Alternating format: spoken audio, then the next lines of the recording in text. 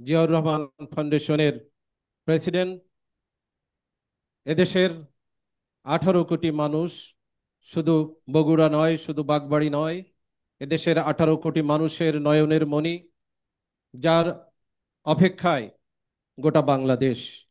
জিয়াউর রহমান ফাউন্ডেশনের প্রেসিডেন্ট জনাব তারেক রহমান। জনাব তারেক রহমান। ধন্যবাদ। বিসমিল্লাহির রহমানির রহিম।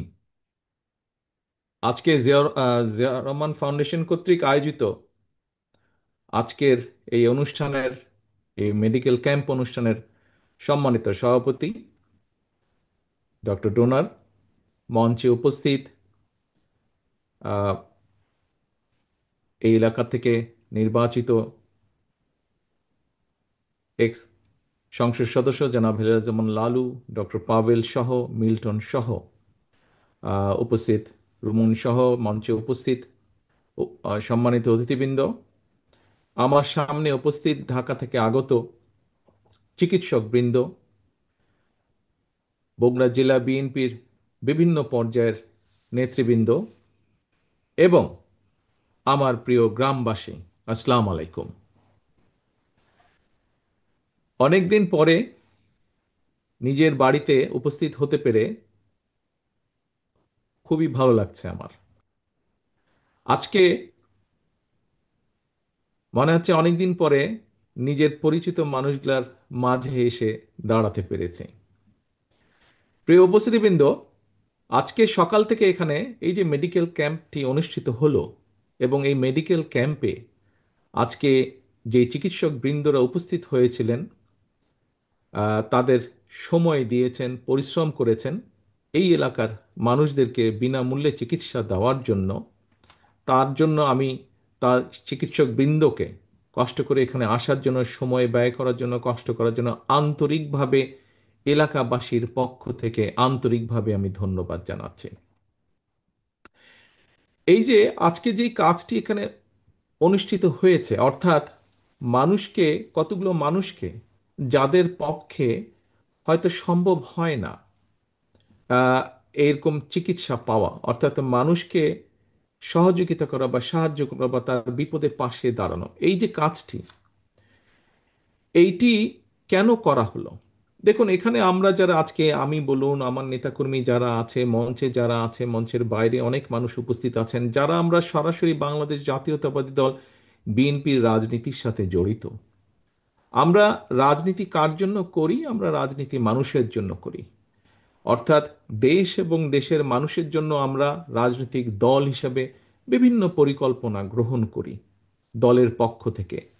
শিক্ষার বিষয়ে পরিকল্পনা গ্রহণ করি, নারীদের বিষয়ে পরিকল্পনা গ্রহণ করি, যারা বয়স্ক মানুষ তাদের ব্যাপারে পরিকল্পনা গ্রহণ করি, চিকিৎসার ব্যাপারে পরিকল্পনা গ্রহণ করি, ছাত্রছাত্রীদের ব্যাপারে পরিকল্পনা গ্রহণ করি, রাস্তাঘাট উন্নয়নের ব্যাপারে পরিকল্পনা গ্রহণ করি, কৃষকের ব্যাপারে বা কৃষির ব্যাপারে পরিকল্পনা, এরকম বিভিন্ন পরিকল্পনা গ্রহণ করি। এবং যখন একটি রাজনৈতিক দল সরকার গঠন করে, সরকারে যেতে সক্ষম হয় জনগণের সমর্থন নিয়ে, তারপরে পর্যায়ক্রমিকভাবে আমরা সেই পরিকল্পনাগুলোর কাজ বাস্তবায়ন করি। কিন্তু প্রিয় উপস্থিতিবৃন্দ, রাজনীতির পাশেও, রাজনীতিটাই তো মানুষের জন্য করা, সেই রাজনীতির পাশেও কিন্তু মানুষের কাজ করা যায়, মানুষের জন্য কাজ করা যায়।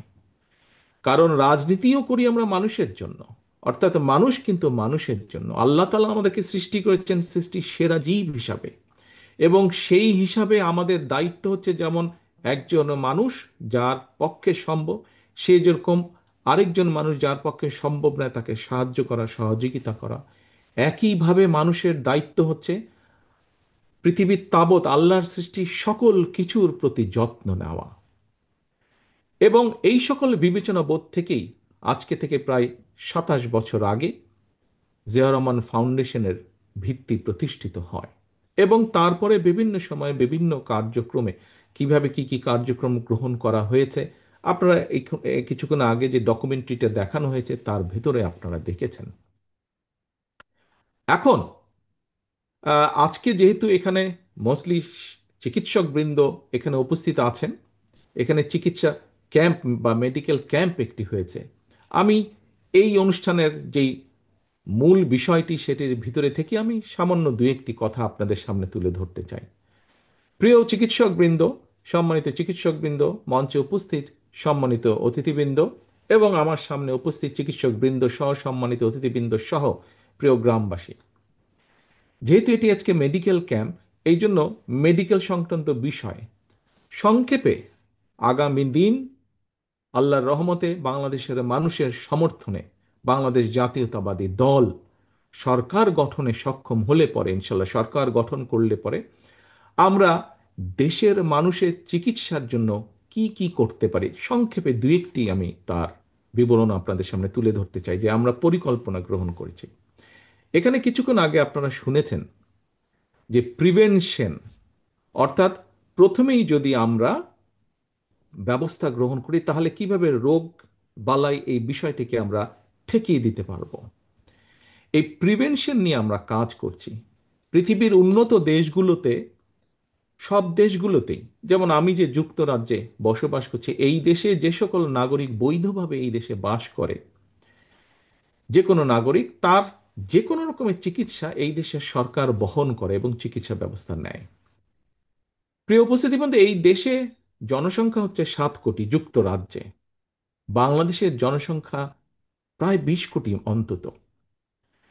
এই দেশের সরকারগুলো, যদিও এই দেশটা ভূখণ্ড হিসাবে বড় কিন্তু জনসংখ্যা ছোট, কিন্তু বাংলাদেশ ভূখণ্ড হিসাবে এই দেশের তুলনায়, যুক্তরাজ্যের তুলনায় ছোট হলো, জনসংখ্যার ভিত্তিতে অনেক বড়, বাংলাদেশ 3 গুণ বড়।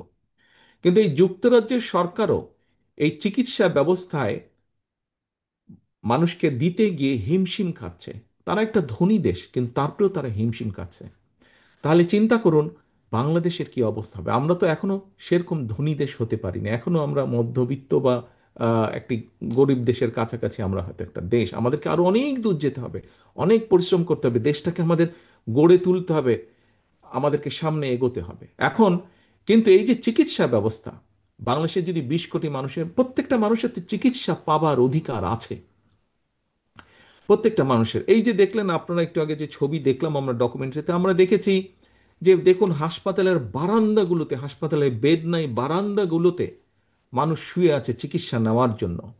সেটি কেবিনের বারান্দা হোক, হাসপাতালের বারান্দা হোক, কি একটা করুণ একটি একটা দৃশ্য এটা। এখন এই যে আমরা যতই হাসপাতাল তৈরি করি, যতই যা করি না কেন, অর্থনৈতিক অবস্থার উপর একটি চাপ পড়ে। এই যে মানুষগুলো আসছে, তাদেরকে চিকিৎসা দিতে হয়, ডাক্তার লাগে, নার্স লাগে, হসপিটালে বেড লাগে, অপারেশনের জিনিসপত্র লাগে, ওষুধপত্র সবকিছু লাগে।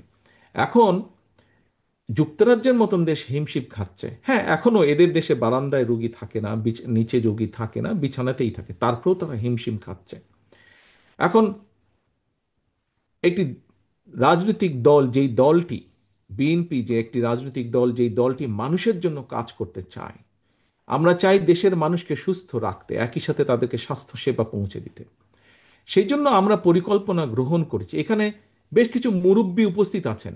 আমি সামনে যে প্যান্ডেল নিচে মানুষ বসে আছেন, বেশ কিছু মুরব্বী উপস্থিত আছেন। মুরব্বী আপনাদের নিশ্চয়ই মনে আছে, এবং অন্যান্য অনেকেই উপস্থিত আছেন, তাদের না দেখলে হয়তো অনেকেরই মনে আছে বা আমরা শুনেছি, শহীদ রাষ্ট্রপতি জিয়া রহমানের সময় সারা দেশে একটি পথ ছিল, গ্রামের মানুষ যাতে চিকিৎসা পায়। পল্লী চিকিৎসক নামে একদল মানুষ ছিলেন যারা গ্রামের মানুষকে বেসিক চিকিৎসাগুলো প্রদান করতেন। প্রিয় উপস্থিতিবৃন্দ, আমরা যেটা পরিকল্পনা গ্রহণ করেছি যে ইনশাল্লাহ বিএনপি সরকার গঠন করলে পরে আমরা হেলথ কেয়ারের নামে আমরা গ্রামে গ্রামে এইরকম একটি টিম তৈরি করব, যারা মানুষের কাছে যাবে, মানুষকে বুঝাবে যে ভাই এই জিনিসটা খেলে তোমার হার্টের অসুখ হবে না, এই জিনিসটা খেলে তোমার ডায়াবেটিক হবে না, এই জিনিস এইভাবে চললে তোমার কিডনির রোগ হবে না। অর্থাৎ মূল যেগুলা যেগুলা যেগুলা অসুখ বিসুখের সাথে জীবন মরণের সমস্যা, মানুষকে আমরা এগুলা বুঝাবো। অর্থাৎ যাতে দেশে কম সংখ্যক মানুষ অসুস্থ হয়, এটি থাকবে আমাদের উদ্যোগ। এখন মানুষ যখন কম, মানুষ তো কিছু না কিছু অসুস্থ হবেই, মানুষ যখন কম অসুস্থ হবে, সেই কম সংখ্যক মানুষ যখন হাসপাতালে যাবে, আমরা ইনশাল্লাহ আশা করতে পারি তখন হয়তো আস্তে আস্তে একটা পর্যায়ে আসবে যখন অসুস্থ মানুষ যে হাসপাতালে যাবে চিকিৎসার জন্য, তাকে আর ওই মাটিতে শুয়ে থাকতে হবে না, তাকে আমরা বেডের মধ্যেই রাখতে পারবো ইনশাল্লাহ। এর বাইরে যেই মানুষ অসুস্থ মানুষগুলা যাবে চিকিৎসার জন্য, তখন আমরা প্রায় প্রত্যেক মানুষকে চিকিৎসকরা, এই যে একটু আগে শাহজাহান সাহেব বললেন যে এত মানুষ আসে, এত অসুস্থ মানুষ, সেই তুলনায় ডাক্তার নার্সের সংখ্যা কম, আমরা চাইলেও চিকিৎসা দিতে পারছি না। কিন্তু আমরা যদি কম সংখ্যক চেষ্টা করি এবং তার ফলে যদি সরকারের চেষ্টার ফলে যদি কম সংখ্যক মানুষ অসুস্থ হয়, সেই অল্প সংখ্যক মানুষ যখন যারা অসুস্থ হবে হাসপাতালে, তাদেরকে বেটার ভালো চিকিৎসা দেওয়া সম্ভব হবে, ওষুধপত্র দেওয়া সম্ভব হবে। কাজেই আমাদের এইটি একটি লক্ষ্য আছে, আমরা হেলথ কেয়ার তৈরি করব। এই হেলথ কেয়াররা সারাক্ষণ তাদেরকে ট্রেনিং দেওয়া হবে বেসিক অসুখ বিসুখ কিভাবে, গ্রামের মা বোনরা যারা সংসার দেখভাল করেন তাদের কাছে গিয়ে পরামর্শ দিবে যে কিভাবে পরিবারকে সুস্থ রাখতে হবে। আপনারা চিন্তা করে দেখুন, আমরা যদি আস্তে আস্তে একটা সুস্থ পরিবার তৈরি করতে পারি, আস্তে আস্তে সুস্থ পরিবার সম্মত একটা গ্রাম তৈরি করতে পারি, আস্তে আস্তে এরকম গ্রামের পরে উপজেলা একটা তৈরি করতে পারি যেখানকার অধিকাংশ মানুষ সুস্থ, আস্তে আস্তে একটি জেলা তৈরি করতে পারি যেখানকার অধিকাংশ মানুষ সুস্থ, আস্তে আস্তে একটি বিবাহ বেগম, আস্তে আস্তে আমরা একটি দেশ তৈরি করতে পারবো ইনশাল্লাহ, যেখানে অধিকাংশ মানুষ সুস্থ থাকবে। আসুন আমরা সেটি মিলে চেষ্টা করব ইনশাল্লাহ, সকলে মিলে। এবার আসুন আরেকটি বিষয়, আমরা দেশে একটি পলিসি নিতে চাচ্ছি, সেটি হচ্ছে প্রাইভেট অ্যান্ড পাবলিক পার্টনারশিপ। এখন এটি কি এমন, দেখুন আজকে এই যে আপনাদের এই আমাদের জেলায়, বগুড়া জেলায় যে শহীদ জিয়াউর রহমান মেডিকেল কলেজ আছে, দেখুন এরকম একটা হাসপাতাল তৈরি করতে প্রায় 4 থেকে 5 বছর সময় লেগে যায়। তারপরে তো আরো বিভিন্ন জিনিস আছে, ডাক্তার জোগাড় করো, নার্স জোগাড় করো, মেশিনপত্র আনো। কিন্তু আমরা দেখেছি প্রাইভেট সেক্টর এই মুহূর্তে বাংলাদেশের বিভিন্ন হিসাব নিকাশ যা বলে যে সরকারি ব্যবস্থাপনায় যেই সবকিছু অবকাঠামো গড়ে উঠেছে, ইনফ্রাস্ট্রাকচারে অবকাঠামো গড়ে উঠেছে স্বাস্থ্য খাতে, ঠিক মোটামুটি সমান পরিমাণ অবকাঠামো গড়ে উঠেছে প্রাইভেট সেক্টরে। এখন ধরেন আমি একটা উদাহরণ দিই, ঢাকার পিজি হাসপাতালের নাম আপনারা শুনেছেন। সেই পিজি হাসপাতালে ধরেন একজন মানুষ গেল ক্যান্সারের চিকিৎসার জন্য। এখন এই যে ক্যান্সারের চিকিৎসা, সেখানে যে ক্যান্সারের মেশিন আছে, সেই মেশিন হয়তো 100 জন মানুষকে মাসে চিকিৎসা দিতে পারে, কিন্তু সেখানে 200 জন মানুষ লাইন দিয়ে আছে। এখন এই যে 200 জন মানুষ লাইন দিয়ে আছে, বাকি যে 100-র বাইরে যে আরো 100 জন আছে, এই 100 জনও তো মানুষ, তাদেরও তো চিকিৎসা পেতে হবে। আমরা একটি পলিসি গ্রহণ করতে চাচ্ছি, একটি প্রাইভেট হসপিটাল যাদের কাছে একটি মেশিন আছে, সেই মেশিন 100 জনকে দিতে পারে, কিন্তু যেহেতু প্রাইভেট হসপিটাল সেখানে খরচ বেশি, সেখানে হয়তো মাত্র 40-50 জন মানুষ যায়, বাকি 50 জন তাদের খালি থাকে, তারা সেই মেশিনে সার্ভিস দিতে পারে না, 50 জনের সিট খালি থাকে। আমরা যেটা করতে চাইছি সেটা হচ্ছে, আমরা সেই হসপিটালের সাথে কথা বলবো, হিসাব নিকাশ করব তার কি খরচ হয়। আমরা ওই যে এখানে যে পিজি হাসপাতালে 100 জন বাড়তি আছে লাইনের মধ্যে, সেই 100 জনের থেকে 50 জন নিয়ে আমরা এই প্রাইভেট হসপিটালটাকে দিয়ে দিব, বলবো যে তুমি এর চিকিৎসা দাও, খরচ আমরা তোমাদেরকে দিব। তার ফলে কি হচ্ছে, এইভাবে করে আমরা ভাগ করে দিব, এই যে বাড়তি যারা রোগী থাকবে, এইভাবে করে যেই সকল হসপিটাল আছে, ধরেন ক্যান্সারের বিষয় আমরা ভাগ করে দিব, আমরা হার্টের রোগীর বিষয়ে ভাগ করে দিব, আমরা ডায়াবেটিক ডায়ালিসিস পেশেন্টকে ভাগ করে দিব, কিডনির পেশেন্ট, যেগুলো সিরিয়াস সিরিয়াস অসুখ বিসুখ আছে, এগুলাকে আমরা বিভিন্ন প্রাইভেট হসপিটাল যাদের সেই ক্যাপাসিটি আছে, যারা সেই চিকিৎসা দিতে পারে, যারা ভালো হসপিটাল, এইভাবে করে আমরা ভাগ করে দিব। তার ফলে কি হবে দেখেন, শহীদ জিয়াউর রহমান মেডিকেল কলেজ করতে প্রায় 5 বছর, 4.5-5 বছর সময় লেগেছিল, 4 বছর সময় লেগেছিল। আর আমরা যদি মোটামুটি হিসাব নিকাশ করে এই পলিসিটি গ্রহণ করতে পারি, আমরা 3 থেকে 6 মাসের মধ্যে দেশের মানুষকে আমরা মোটামুটি ভাবে চিকিৎসা দেওয়া শুরু করতে পারবো।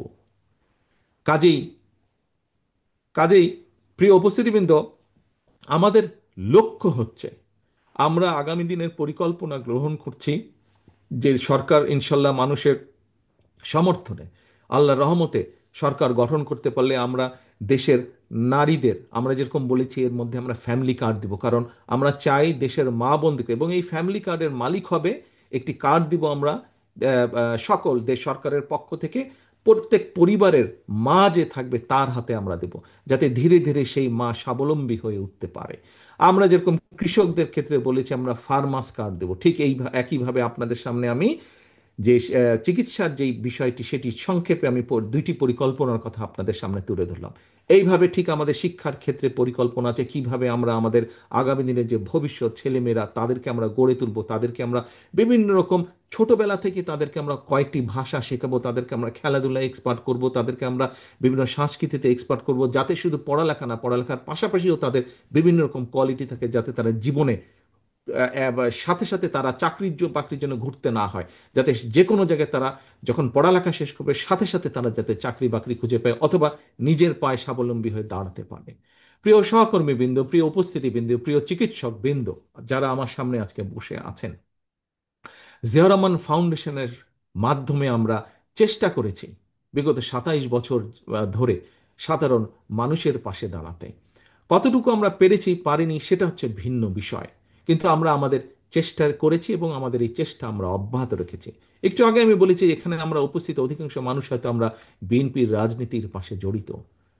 প্রিয় সহকর্মীবৃন্দ, আজকে এখানে যারা উপস্থিত আছেন শুধু আপনাদের কাছেই আমি আহ্বান রাখছি না, আজকের এই অনুষ্ঠানের মাধ্যমে সমগ্র বাংলাদেশে শহীদ রাষ্ট্রপতি জিয়াউর রহমান, দেশনেত্রী খালেদা জিয়ার যত সৈনিক, বিএনপির যত নেতা কর্মী আছে, আসুন আমরা রাজনীতিটিকে আজ এমনভাবে গড়ে তুলি যাতে আমাদের রাজনীতির মাধ্যমে আমরা আমাদের এলাকার প্রত্যেকটি যেই এলাকায় আছে প্রত্যেকটি সাধারণ মানুষের কাছে সাহায্যের হাত বাড়িয়ে দিতে পারি, সাধারণ মানুষের পাশে, যাতে করে আমরা তাদের বিপদে আপদে তাদের পাশে এসে দাঁড়াতে পারি। অর্থাৎ আমরা সাধারণ মানুষের পাশে তাদের আস্থার প্রতীক, তাদের বিশ্বাসের প্রতীক হিসেবে যাতে আমরা দাঁড়াতে পারি, সেইভাবে আসুন আমরা নিজেদেরকে গড়ে তুলি।